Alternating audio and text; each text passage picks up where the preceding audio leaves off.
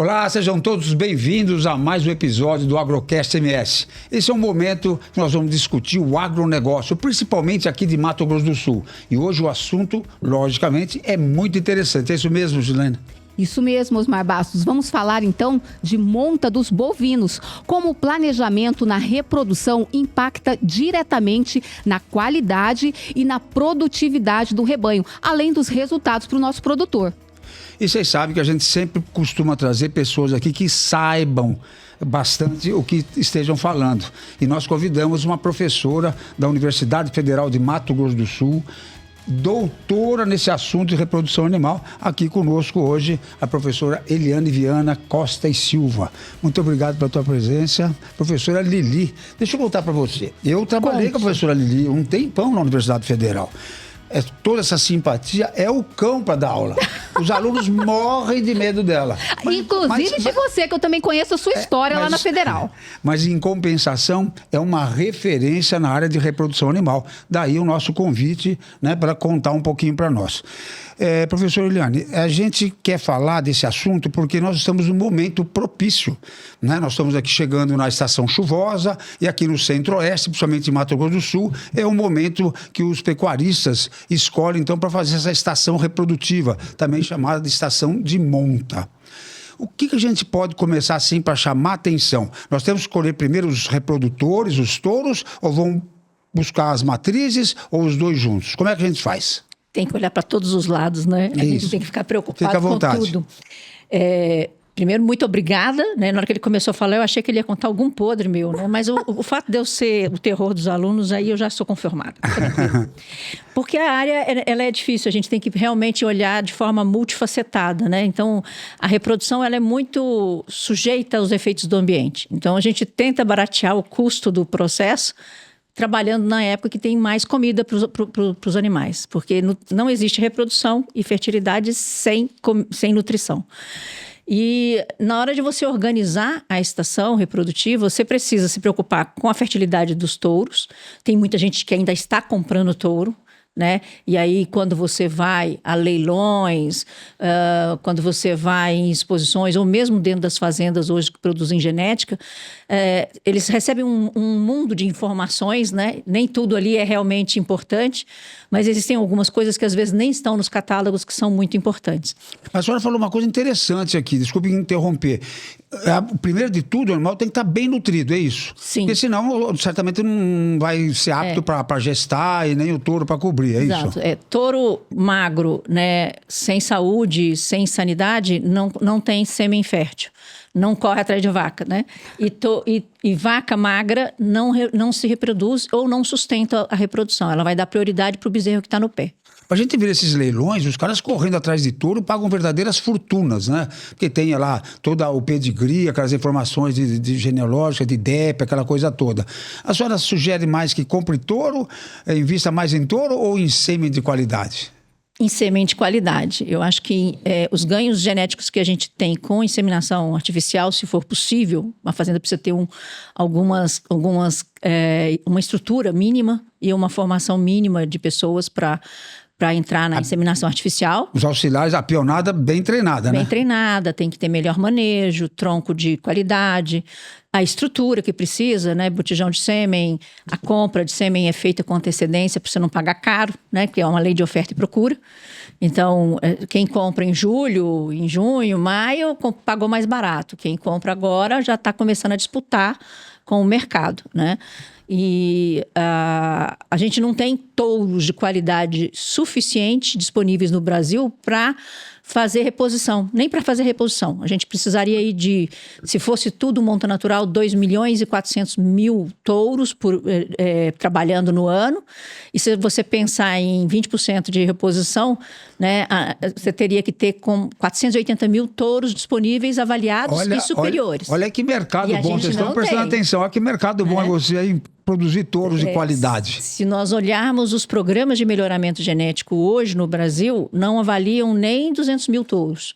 Embora você olhe, o GenePlus tem 80.000 animais, a NCP mais 80.000, GenSys mais uns 90.000.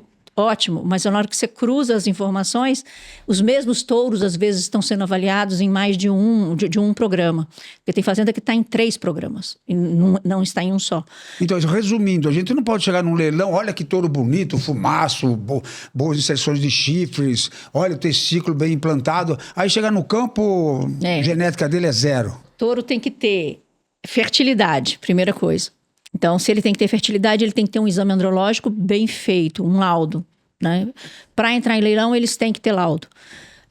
O touro, né, tem que ser um animal que se adeque ao sistema de produção que a fazenda está querendo trabalhar. Então, eu não posso levar, por exemplo, uma raça de altíssimo metabolismo, de grande desempenho, para regiões onde o rigor, não só de calor, mas de alimentação, por exemplo, como o Pantanal, ele vai definhar. Então, né? Olha, você sabe, Gislane, nós íamos dar aula prática, a gente ia, às vezes, nessas leiterias, né, em assentamento com os alunos, e a ideia deles é colocar touro Nelore em vaca leiteira, para dar bezerro pesado. Quer dizer, e eles teriam que buscar um touro que fosse produtor de leite, né? Que tivesse essa vertente. Então, essa leitura errada, né? E a gente tem alternativas, mesmo dentro do zebu, de raças que são melhores de leite do que o Nelore, né? Você tem o Guzerá, você tem o Gir, você tem o Cindy. Que são de dupla aptidão. São de dupla aptidão. E o Gir hoje tem uma ótima seleção. O Guzerá leiteiro também tem uma ótima seleção para produção de leite. Os núcleos de produção de leite são muito bons. Vamos voltar à nossa seleção, então. Mas voltando à nossa seleção... Olha, eu com 2 veterinários aqui né, no podcast, eu estou aqui ainda tentando entender um pouco dessa genética aí, professor. Mas a gente deixa você dar um pitaco, a hora que você quiser, né? É isso mesmo. E eu já estou curiosa em questão de genética, porque assim, a reprodução animal, ela é uma área que registra avanços significativos. Ela serve também aí de parâmetros, porque assim, tem muita tecnologia nessa reprodução aí. Ela serve de parâmetros também para a reprodução humana, digamos assim. Ela é pioneira, essa medicina, essa medicina aí veterinária. Na realidade, a área da reprodução animal, ela veio primeiro, né? Inseminação artificial, congelamento de sêmen, né? A gente sempre sexagem, foi tudo feito antes. Sempre antes. Produção de embriões, fertilização in vitro, foi tudo feito antes nos animais. Hoje, a andrologia e a biotecnologia da reprodução no humano, ela está um pouco mais avançada, porque eles entraram, depois que correram atrás da gente, né? Eles já entraram numa outra seara que é um grande problema hoje no mundo, que é a fertilidade humana. Mas a medicina veterinária ficou um pouquinho para trás, então, professora, na sua visão? No quesito clínica da reprodução, científico, no problemas setor de fertilidade, sim, porque na área de produção a gente não tem interesse em tratar um animal que tenha problemas reprodutivos de ordem genética. É diferente, são olhares diferentes, né? No quesito produtividade, não. Né? A gente tem melhor qualidade de embrião. Para o mercado, a gente é muito melhor do que a parte humana. Na área humana tem o olhar de clínica, de resolver problemas de indivíduos. A gente fala que o humano está cada vez pior de fertilidade pelo tipo de vida, pelos problemas de contaminação ambiental com uma série de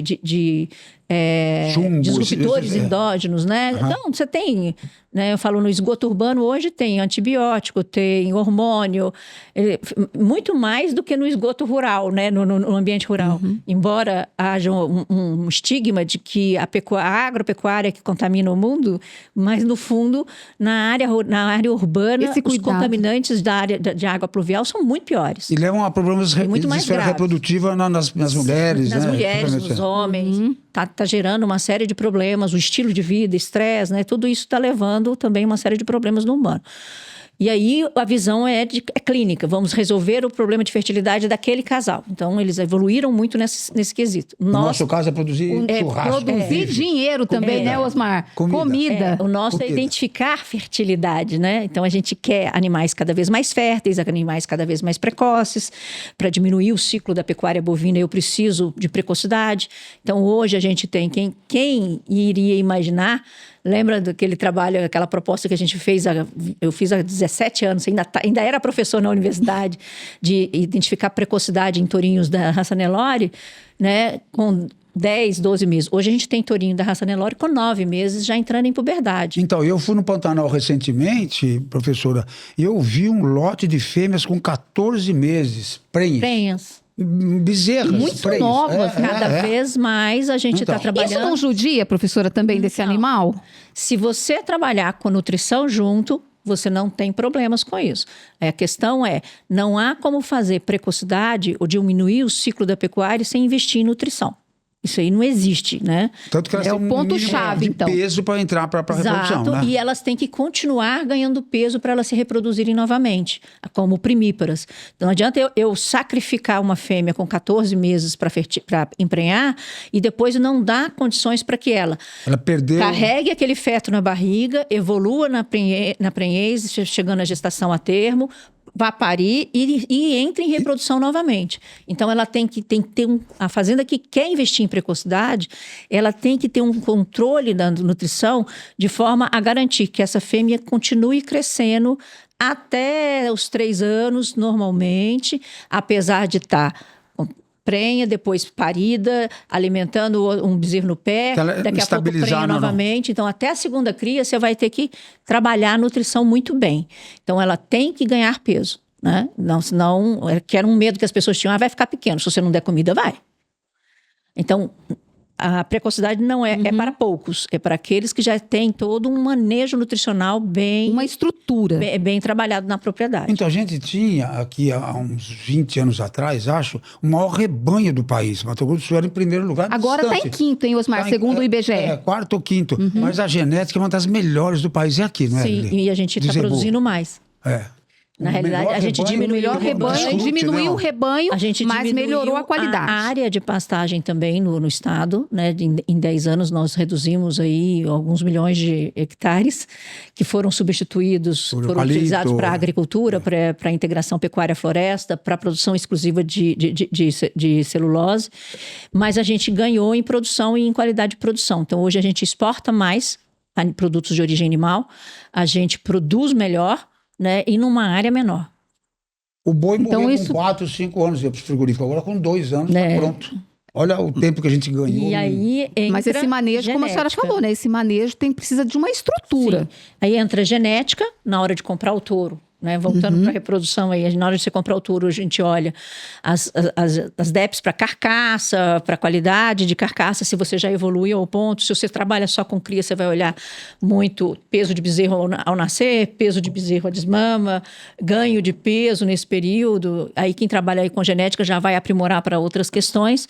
Né? Habilidade materna, vai olhar stayability, que é o tempo que aquela vaca permanece dentro de um sistema de produção. Ou seja, aquela vaca que repete cria todos os anos, né? Consegue emprenhar e parir todos os anos. Parto diminuiu? Isso, eu ia perguntar isso também, Osmar. Já diminuiu um pouco.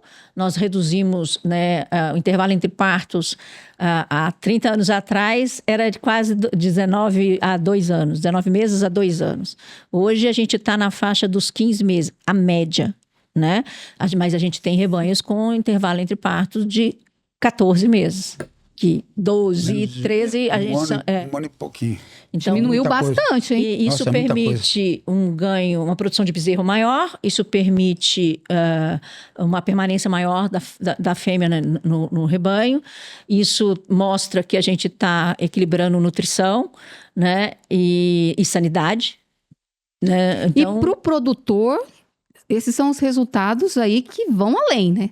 Sim. Eu acho uma coisa interessante que ela citou agora rapidamente, é que a estação de monta permite que tenha uma concentração de nascimentos juntos. Fica nascendo nasce um pouquinho de bezerro aqui, um pouquinho de bezerro ali, não é? Todo controle, né, Osmar? Você que é da área da sanidade, você imagina, eu recebo bezerros concentrados em 3, 4 meses de parição. Aí eu preciso vacinar contra clostridiose, por exemplo. Se eu for vacinar todo mundo com 3 meses a primeira vez, eu estou vacinando um pouquinho de animal todos os meses do ano. Se eu tiver estação de monta, eu vou ter um fluxo que eu posso chegar essa e é a importância da estação para o produtor. Economia isso, né? Dinheiro, de mão de obra, né? De economia também para o produtor, né, professora? De negociação, menor perda de medicamento, porque você imagina, eu compro um pouco de vacina agora, essa vacina fica lá na geladeira, daqui a pouco tem gente manuseando aquela geladeira, aí você perde, daqui a pouco você tem que comprar de novo, você não usou o frasco inteiro, mas já está tendo que jogar fora.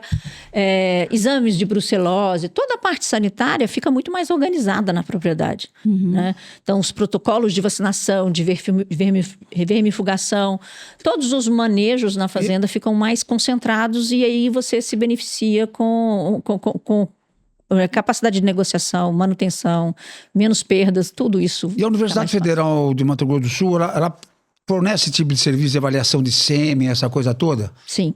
Nós estamos agora na correria da análise de sêmen congelado, né? Quem está comprando está pedindo para avaliar. Eu falo que os cautelosos avaliam antes de comprar. A gente tem hoje uma gama de veterinários que mandam o sêmen para nós lá para avaliar antes de começar a estação, ou às vezes até antes de comprar. A central manda para nós, a gente avalia e fala para eles as partidas que eles podem levar. Né? E tem aqueles que não avaliam, aí quando tem problema, a primeira culpa é sempre de fora da fazenda, né? A gente sempre põe o dedo para fora, aí manda o sêmen para avaliar. Eu posso comprar agora o sêmen e deixar quanto tempo guardado no nitrogênio ali? A gente tem sêmen, indefinidamente? Sêmen guardado aí de 40, 50 anos. Embora, do ponto de vista de genética, não seja uma coisa aproveitável. E esses sêmenes também é uma barrinha de ouro, né? Eles são valorizados por uma questão de história, né? Esse sêmen muito antigo. Mas se a gente pensar em termos de melhoramento genético, os touros de 50 anos famosos de 50 anos atrás não tem muito mais a contribuir com a produção. Pode ser tipo racial, alguma coisa assim, que as pessoas ainda buscam resgatar alguma coisa, né? Mas eu brinco que, assim, o Carvard, que é o pioneiro do Nelore, hoje ele é um gabiru. Né? É um tourinho que era feio. Ele está empalhado lá, você já viu? Está empalhado, é um tourinho que era feio. Então não dá para usar o ditado como vinho, um bom vinho, quanto mais antigo, não dá para usar. Nesse caso, na produtividade, não dá. Não, aí não tem jeito, porque a gente trabalha muito bem com melhoramento nesse país para poder usar um animal antigo. Os novos são sempre melhores nesse caso. Nós fizemos dar uma repassada. Olhamos o touro, o jeitão dele, o fenótipo dele, agradou. Primeiro passo, manda coletar o sêmen, os exames físicos da testículo, implantação, tudo. O cara, acho que na hora que está comprando, quem sabe, conhece, né? Implantação de chifre, barbela, aquela coisa toda, caixa. Tem que lembrar de olhar, né? Porque quem compra animal em leilão, ele vem com o exame andrológico, é o primeiro passo. Mas isso não te impede de você também avaliar o animal, né, com o técnico seu de confiança. Agora, quem compra nas fazendas, ou, como eu disse, a gente não tem animais avaliados em número suficiente para reposição no país, de qualidade, então, eu falo que toda a gama de animais que são avaliados acabam sendo vendidos como touros em qualquer lugar, né, porque tem falta. E ainda tem os animais de ponta de boiada que muita gente ainda tem que aproveitar porque não tem um número suficiente. O ideal é a gente aumentar a inseminação para diminuir essa demanda. Né? Porque aí se aproveita melhor a melhor genética que está disponível no país. E você tem que olhar a adaptabilidade, você tem que ver se a raça se adequa ao tipo de relevo, de calor, de ambiente que você vai trabalhar, né? Se o animal te interessa do ponto de vista de genética que você precisa. Por exemplo, você tem uma avaliação nos programas de melhoramento genético, tem lá os top 01, que são os touros mais equilibrados, os melhores. Mas tem coisa nesses animais que muitas vezes você não precisa, ou você não quer, ou você está buscando algo específico. E aí tem, por exemplo, eu preciso de diminuir, aumentar o peso a desmama. Aquele touro que tem a régua toda equilibrada, às vezes ele não contribui tanto. Mas você tem outros touros, às vezes, que o sêmen vai... O touro sai mais barato, o sêmen é mais barato, que não é o top do top. E atende a sua necessidade. Então, é uma fazer análise, escolha. Né? Uma grande análise aí. Porque como comprar um carro também. Eu estava aqui pensando, Osmar, a gente levando para esse mercado aí, né? Você vai comprar um carro, você avalia todos os aspectos, né? Um carro aí de grande potência, digamos assim, né? Sim, é aquela história. Se você ainda está andando a 50 por hora, acabou de tirar a carteira, não adianta ter uma Ferrari. Não adianta ter uma Ferrari. É exatamente então, isso. E teve uma época que aqui, Gislane, você não deve lembrar. Não, porque eu sou de 75. Não, foi um modismo do cruzamento industrial. Veio touro de tudo quanto que é canto, cor, credo, religião. Você lembra disso? Sim. Nossa! Vai e volta, né? Foi limpando. Poucos sobraram por causa do que a Eliane falou. Clima. Levaram touros europeus para o Pantanal. Você chegava lá, o cara, coitado, estava embaixo de uma árvore, ia se abanando. Desesperado, ali. Não conseguia correr atrás de vaca. Né? Comprava esses touros, são detalhes que ela falou ali. Não é só isso. Não é só o bonitão. Você tem que ver se atende à sua necessidade. A gente tem casos assim de gente que comprou touros nas boutiques de touros europeus, né? Porque eles eram criados no sul, vinham para o oeste de São Paulo para serem vendidos. Então o cara chega lá, compra, não faz uma avaliação nem de adaptabilidade, porque mesmo dentro dos europeus a gente tem animais que aguentam um pouquinho mais de calor e outros não. Aí compra, leva. Na hora que você leva o Pantanal, comprou em maio, chega em outubro, metade deles já não estavam subférteis ou até inférteis, porque não aguentou. E a primeira coisa que perde é fertilidade. Né? Ele não consegue manter a temperatura dentro de uma temperatura adequada e o parênquima testicular para de funcionar. É uma degeneração. E agora a questão das fêmeas. Ajeitamos o nosso touro e agora vamos fazer com as fêmeas? Para poder ficar esperando o cio? Não, né? Tem que chegar e dar uma sincronizada também. Hoje a gente tem... Nas fêmeas você tem 2 segmentos aí que você tem que separar na hora de avaliar e preparar para a estação. O primeiro são as novilhas, que tem que ser o suprassumo do rebanho. Elas têm que emprenhar o mais cedo possível porque como primíparas depois elas são um problema, né? A gente tem que garantir que elas se reproduzem. Então, quanto mais cedo elas se reproduzem, mais tempo elas têm depois para a próxima estação de monta para se recuperar, como bezerro ao pé já.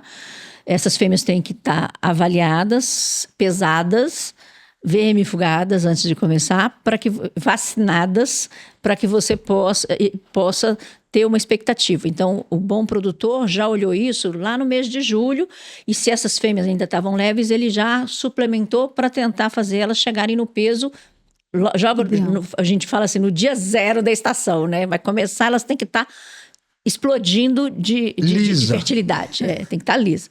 Se for inseminação, né, a sincronização e a indução tem sido um recurso que muita gente tem utilizado. Lembrando que isso não pode substituir comida. Né? Então, não é porque num rebanho que está magro, você fazer indução e sincronização como uma forma de melhorar a fertilidade não é uma estratégia inteligente. Você pode até emprenhar essas fêmeas, mas a chance de ter perdas gestacionais precoces é grande, então você acaba dando um tiro no pé. Você precisa se preparar nutricionalmente também. Mas, se você pudesse sincronizar, é bom porque você começa a estação, já faz no dia 0 da estação, você já está fazendo a primeira IATF dessas novilhas. Do cio, né? Aí se aplica, introduz o sêmen, o nascimento de bezerro se concentra e o ciclo fecha. Para o produtor ficar tranquilo. E o produtor fica, então, como disse o Osmar, tranquilo com todo esse manejo aí. Sim. E as vacas paridas, a gente também tem que estar olhando. Porque essas vacas que pariram, elas tendem já a ter uma perda de peso, porque está suplementando bezerro, né? Amamentando bezerro em época de seca. Então, você tem que estar acompanhando o score dessas fêmeas para fazer eventuais suplementações. Esse ano a gente está com uma seca pesada, né? Tem muita gente que não se organizou e foi pego de calça na mão, né?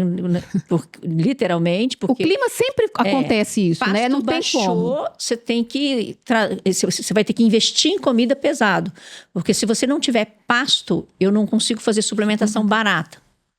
Quando eu tenho pasto, ainda que seco, eu consigo trabalhar com um sal proteinado para elas manterem o peso ou até ganhar um pouco de peso. Quando eu não tenho pasto, né, mesmo que seja seco, uma maceguinha ali, eu não consigo eu vou ter que suplementar de forma mais rica. Então, você vai ter que entrar com uma suplementação. Põe a mão no bolso. Feno. Aí precisa comprar. Com DDG. A gente aqui tem um acesso a DDG mais barato, que são resíduos da indústria. Da indústria do álcool, né? Do álcool e da produção de energia a partir do milho, da cana, né? Que são ricos em proteína, mas também tem bastante fibra. Então, você consegue usar como suplemento. Mas o cara vai ter que sair atrás. E se ele não se organizou, ele vai pagar mais caro. Gasta mais, né, professora? Porque agora não tem mais. Então, eu gostaria de entender, agora responder parte daquela pergunta que você fez para ela, fazendo um paralelo com a reprodução humana. Você está vendo, né? A senhora ali não consegue engravidar. Faz exame daquilo, faz exame disso, não deu certo, pronto. Olha o trabalho que ela está dando aqui em 20 minutos para uma fazenda de cria dar certo. Então, é uma ciência isso, né, Osmar? É uma ciência. A gente falando... Com perdão da palavra, claro, a única coisa que a gente tem que fazer de diferenciar é o seguinte: o humano se reproduz mesmo com fome e magro.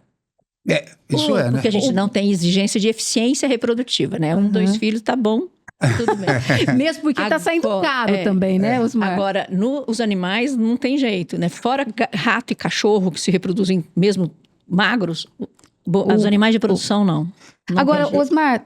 Eu tô aqui meio... Ela está falando e toda essa conversa me levantou a questão da capacitação desses profissionais. A senhora disse assim, o veterinário precisa avaliar, o veterinário todo o tempo, a senhora está falando isso. E como está essa capacitação, professora? Toda essa sua experiência aí, a experiência de vocês dois como professores numa universidade federal, como esses alunos estão chegando? Qual que é realmente o comprometimento desses alunos para essa área? Porque assim, nós sabemos, né, nas turmas aí, homens e mulheres, os homens preferem mais ir para a lida mesmo, para essa análise toda aí, e as mulheres ficarem no laboratório, no ar-condicionado, maquiadas, ou não tem mais isso, professora? Olha, todo mundo vai para a lida. A minha geração, você tem uma ideia, a minha turma eram 60, tinham 13 mulheres, tinham 2 que queriam mexer com grandes, eu e mais uma.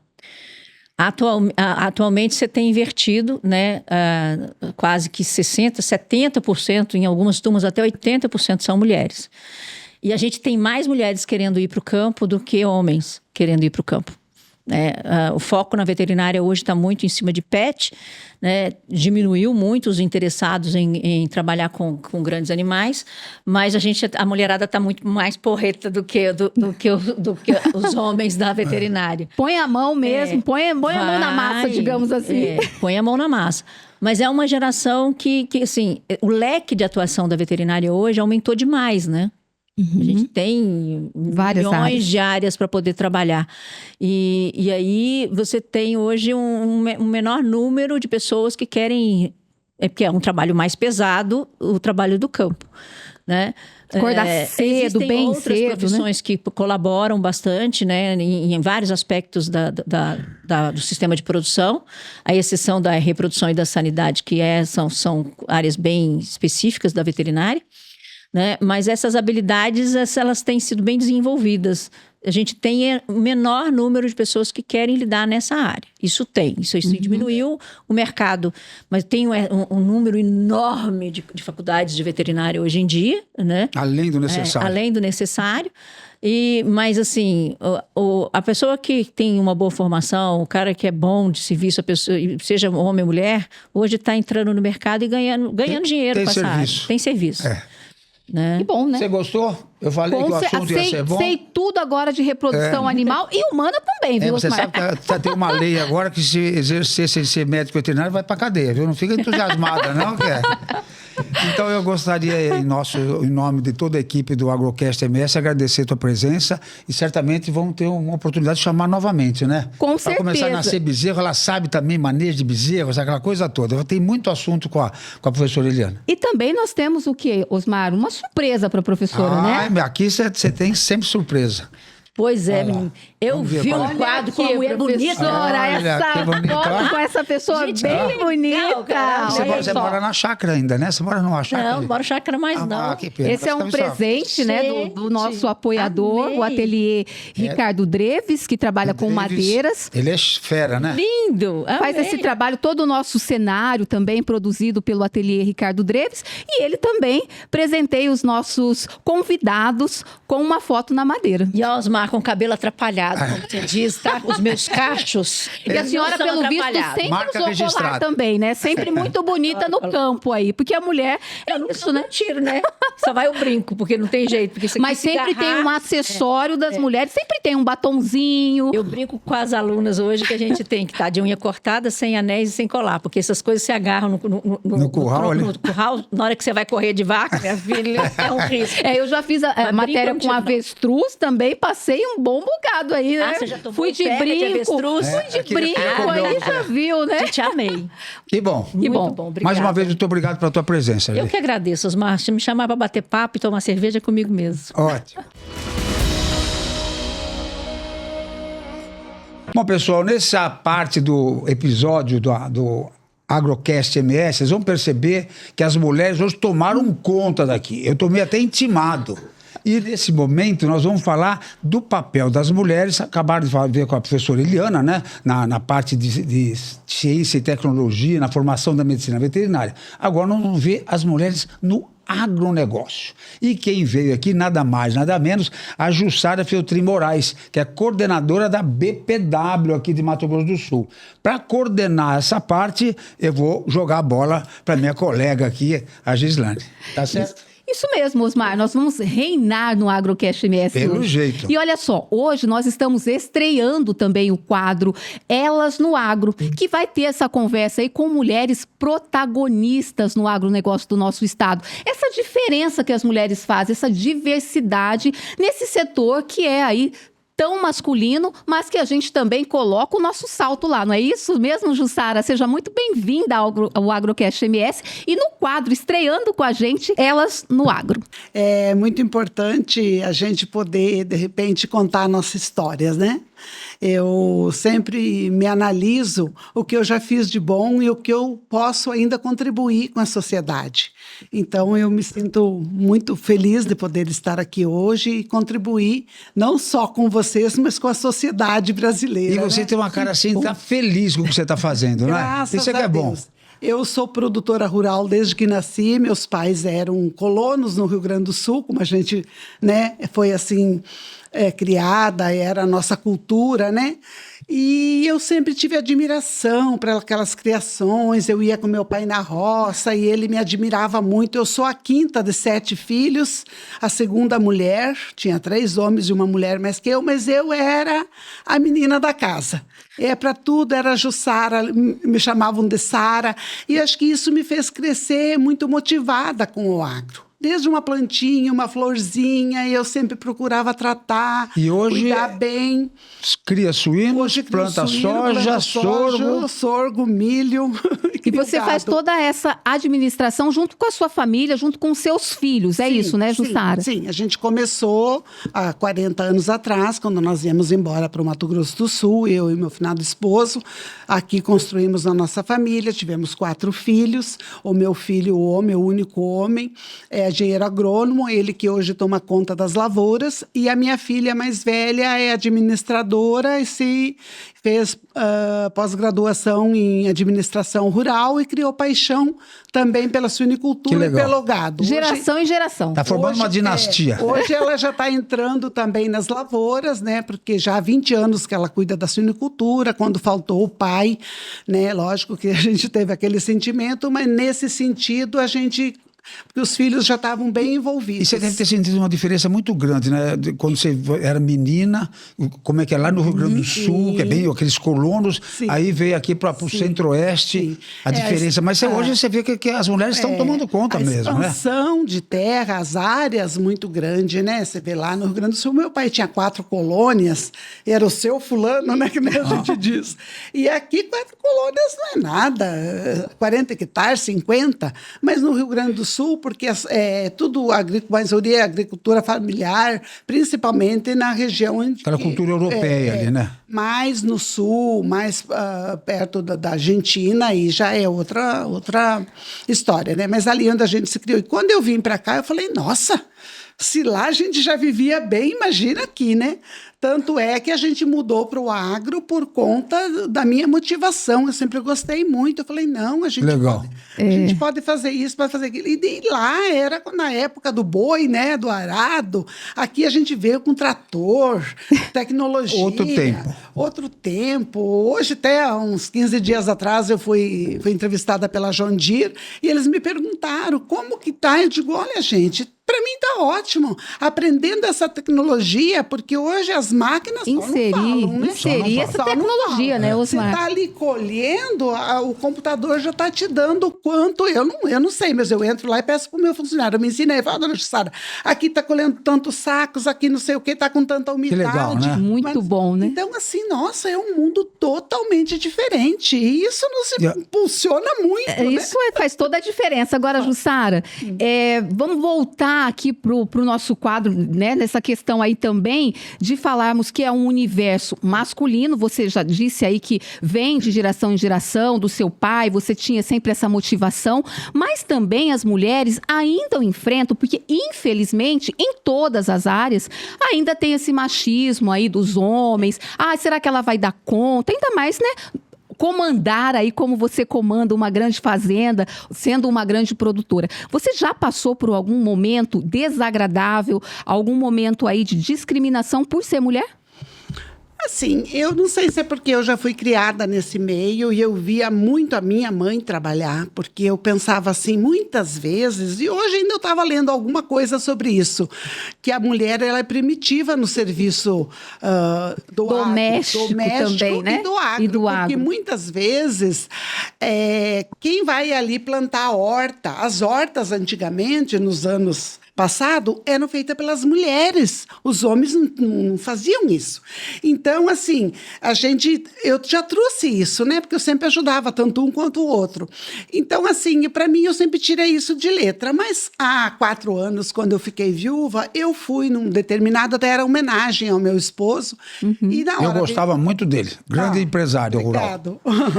E aí, quando foram entregar o troféu e tal, aí alguém, né, perguntou, escuta, estava eu e meu filho e uma das minhas filhas, não essa da suinicultura, a outra.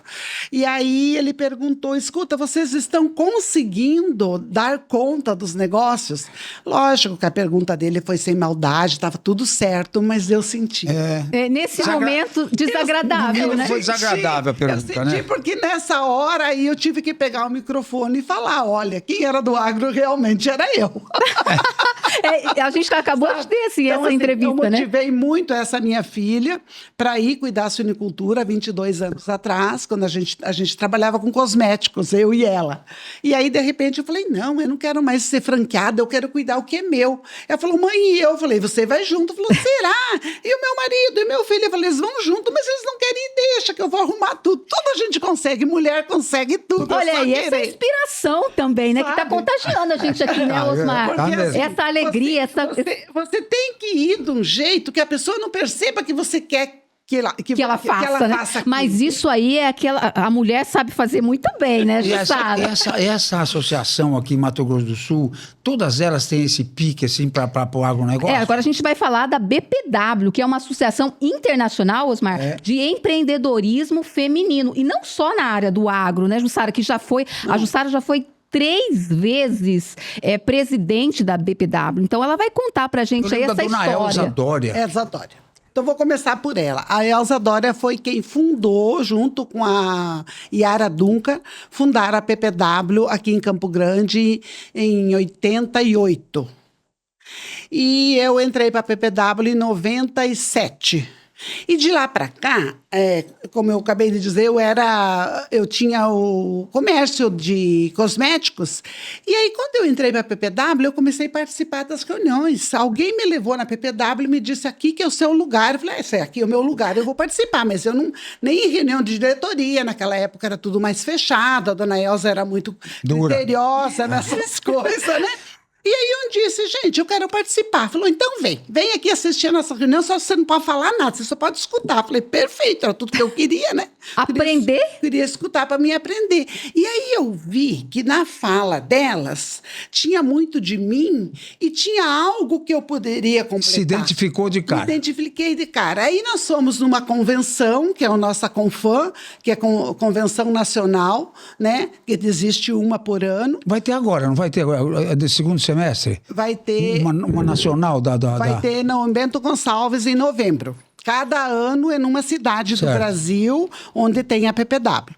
E aí eu fui no Paraná, em Foz do Iguaçu. Nós somos de van. Então, nós fomos daqui para lá e eu sempre era muito alegre. Nossa. E Jussara, a gente quer ver a ponte do Rio. Imagina a conversa. Você vai contando piada para nós daqui até lá, para a gente não dormir. Aí daí deu no chão, né? Eu gosto de fazer uma brincadeira. E eu imitava elas. Na época tinha a Vera Pereira também, que era uma querida e tal. Enfim, eu fui me identificando. Quando nós voltamos... Aí eu contei da minha vida para elas, porque, na verdade, elas não me conheciam, né? Sim. Eu vim do Rio Grande do Sul, morei 8 anos na fazenda e mudei para a cidade, fui trabalhar com cosmético, aí vim para a PPW. Aí, pronto, aí eu conheci, eu costumo falar, a nata da sociedade do agro e também... Do empreendedorismo. Né? E conheci Sebrae... E aí tem essa questão também dessa capacitação que a BPW transmite aí para todas as suas associadas, é isso? O que é a PPW? Qual é o objetivo da PPW? O objetivo da PPW é fortalecer as mulheres. Capacitar mesmo para esse mercado. Que elas aprendam a tomar suas decisões. Foi onde a Jussara, né, tomou a aprender. A Jussara sabia, mas não sabia como fazer. Eu sabia que existia, que dava para fazer, mas eu não sabia como fazer. Em que momento você vai fazer isso? Entende? Então, é uma capacitação automática. Ela é uma associação internacional. Foi fundada em 1930 por uma norte-americana, uma advogada, depois das guerras. O que ela percebeu? Ela percebeu que as mulheres ficaram muito sozinhas. E naquela época, sim, né? As mulheres não tinham voz ativa para nada. Sim. Então, ela percebeu que essas mulheres precisavam tomar suas decisões, precisavam aprender algumas coisas para não ficar perdendo o seu patrimônio, seu espaço, seu patrimônio, que chegava alguém com um papel ali e dizia assina, que ela assinava, ela não sabia nem o que ela estava assinando. Então, foi assim que começou. Então, por isso que... As reuniões de vocês são frequentes aqui? São frequentes. Assim, hoje aqui em Campo Grande a gente trabalha muito assim, a gente tem as comissões, que nem eu sou coordenadora da comissão do agronegócio, aí tem da comissão da saúde, da educação, não falta trabalho então, né? Aí cada uma, durante um mês, cria um tema e apresenta. É uma palestra. É uma palestra, ou é um uma capacitação. Ou às vezes dos negócios, por exemplo, você vai visitar uma loja nova que abriu, você vai fortalecer o negócio daquela associada. E dentro do agro, como que é esse trabalho, essa ação dentro das mulheres aí que trabalham com o agro, Jussara? A gente criou o leilão de gado de corte Mulher PPW. Olha aí que interessante, né? O Osmar já participou de vários, olha aí. Com a dona Elza. Ele já existe há 25 anos. Eu estou desde o começo, porque na época eu era tesoureira da presidente, que era a Arlete... Coelho, não? Não, a Arlete do seu... Ela é viúva também hoje. Do presidente da Crisul. Da Crisul, isso. Aí, a Arlete Ferraz. E ela gostava muito de mim, falou, Ju pra cá, Ju pra lá, e aí, falou, vamos fazer um leilão. Daí nós fomos no nosso congresso, que foi no Rio de Janeiro, no ano de 2000, e lá a gente ouviu a PPW de Londrina, que tinha feito um leilão. E aí ela olhou para mim e falou, vamos nessa, Ju? Falei, vamos. Por quê? Porque assim, a PPW você copia o que a outra está fazendo. E no Brasil são mais... É para isso que serve, para você... passar para outra. No Brasil... Essa experiência. No Brasil são mais de 1.000 associadas, né, na BPW. Nós temos 29 BPWs no Brasil. Com 3 em andamento para fundar mais, inclusive, então, mais uma aqui em Mato Grosso do Sul, que é em Ponta Porã. Quanto mais mulheres engajadas na BPW, mais espaço nós vamos ter. Hoje a PPW está em mais de 100 países e tem quase 50 mil mulheres envolvidas. Ô, Jussara, agora me fala assim, para a gente encerrar, encerrar, porque infelizmente a conversa, quando é boa, acaba rápido. Mas assim, para encerrar... Nós já sabemos o telefone da Jussara, a gente chama... vamos chamar ela de novo. Agora, Jussara, assim, para você com todo esse entusiasmo, inspirando, né, todas essas mulheres, o que você deixa de mensagem para as mulheres, para jovens que estão entrando nesse mercado do agronegócio? O que fazer para ter sucesso e conquistar o seu espaço? Porque a gente não precisa brigar com os homens, muito pelo contrário, a gente precisa se unir. Eu penso assim, que a mulher no agro, ela deve ter coragem, ação, né? Valorizar, se respeitar, não dar brecha para que nada aconteça, né? Porque são homens e a gente tem que respeitar o homem. Eu sempre respeito. Racinha, né? Racinha, né? Mas nós não vivemos sem eles. Para ele, pronto, você já conquistou ele, né? Então, mas é o instinto de cada um. Então, eu penso assim, que a mulher, ela tem que se respeitar, se valorizar e mostrar que sabe fazer. Porque se você não provar para o homem que você sabe fazer, até você não provar, eu tive isso na minha casa. É por isso a importância da capacitação, né?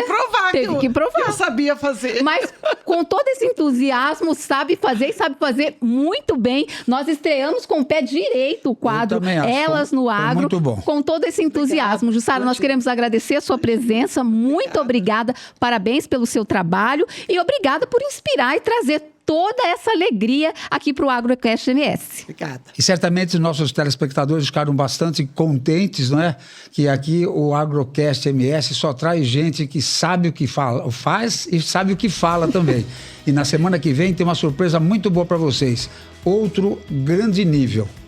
Até lá. É isso aí. Se você gostou desse conteúdo, compartilhe, fale aí para os seus amigos. Também visite a nossa página no Instagram, no YouTube, porque lá você sempre vai encontrar novidades. E também siga aí o Lado Rural no Campo Grande News. Muito obrigada, pessoal, por mais esse bate-papo tão bom com vocês. Tchau, tchau.